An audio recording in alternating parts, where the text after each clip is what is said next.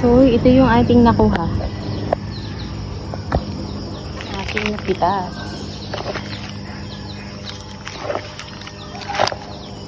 Limitas tayo ngayon ng kalamansi. So, ayan. Kunin na natin. Yung mga big. Bakit nito? Ito na yung ating kalamansi. Pitas. Naman tayo sa papaya. Kumuha tayo ng papayang pahinog na.